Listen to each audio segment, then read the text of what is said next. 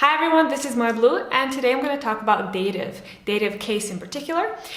Dative case is used mostly for meanings such as intention or orientation, direction of movement, but of course it gets more complicated than that. I'm going to talk about 6 uses of dative, and that doesn't mean that there are not more, it's just that I kind of researched a bit and wrote these ones down, and if you know another meaning or another use, then let me know in the comments below. But let's start. Okay, so the first use is for indirect object, and it's basically called intention. So whenever you see an indirect object, that means that that object or noun/pronoun has to be in dative. So how do you see that? Let me give you an example. So if there's a sentence like I gave him a book, or I gave the book to him, then you would say dao sam mu or njemu knjigu. Mu or njemu is a pronoun he in dative. I wrote a letter to Marina would be napisala sam or napisal sam pismo Marini. So Marini in this case is dative. Or I bought a gift for my sister would be kupio sam poklon svojoj sestri. Again, kome čemu, to whom, would be my sister, moje sestri. So I'm going to give you some verbs that are used in these occasions, but make sure to focus on the indirect object, which should be in dative. Some of the verbs that you could use are to buy, kupiti, to give, dati, to borrow or lend. In this case, in Serbian, we only have one verb, which is pozajmiti. To write or finish writing would be napisati, to help, pomoći, and to send, poslati. The second use is for the direction of movement, and here you can use prepositions like towards, which will be ka, k, or prema, but you don't necessarily have to use these prepositions. So let me give you an example with prepositions first. I am going towards school, or in the direction of school, would be idem ka školi. Or I'm walking towards the bank, or in the direction of the bank, would be šetam prema banci. And the example without prepositions would be Miloš went to the hairdresser or hairstylist, which would be Miloš je otišao frizeru. Frizeru in this case is a noun in dative. So to recap, the use of the direction of movement, in this case we would have nouns in dative such as school, bank, or hairstylist. You would use verbs such as poći, which would be to start going somewhere.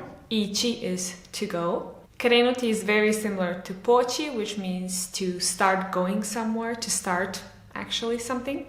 Voziti, which is to drive, and prići, which is to come closer to something. The third use, or third, I don't know how you show it, but is the use for states or mood or personal traits, or to express that you maybe want something. So in this case we call this logički subjekat. And again, it can be used on nouns or pronouns.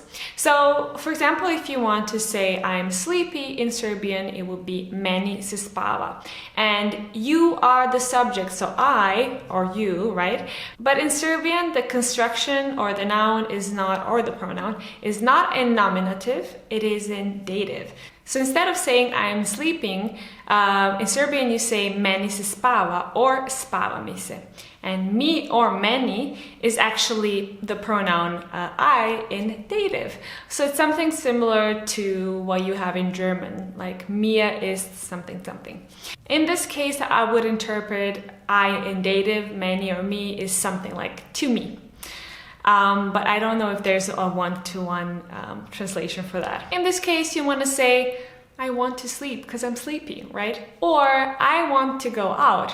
You would say, izlazi mi se, or meni se izlazi. So meni or me is, again, I in dative.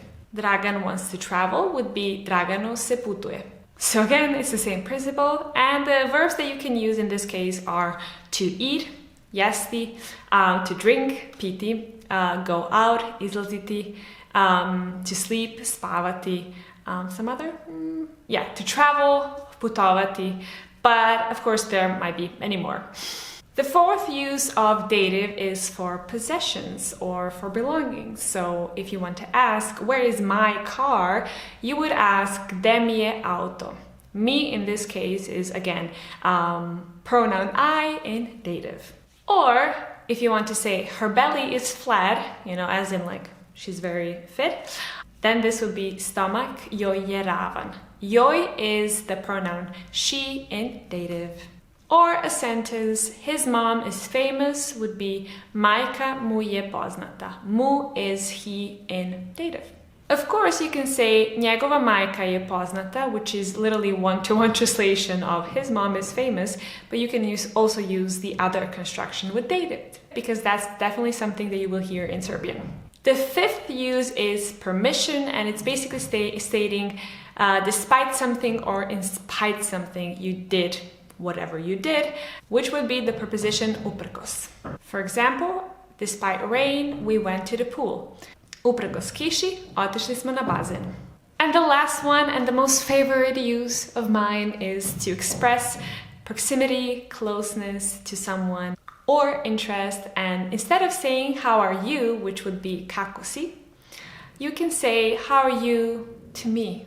So showing some empathy. So this will be kako si mi. Me is I in dative again. Or are you good? Instead of saying da li si dobro, you can say da li si mi dobro. Or jel si dobro, jel si mi dobro. Other verbs that require dative or a noun in dative would be to like something, sviđati se or svideti se. You know, these two have a difference in aspect. Or you can say dopadati se. Then to congratulate would be čestitati. To miss someone would be nedostajati.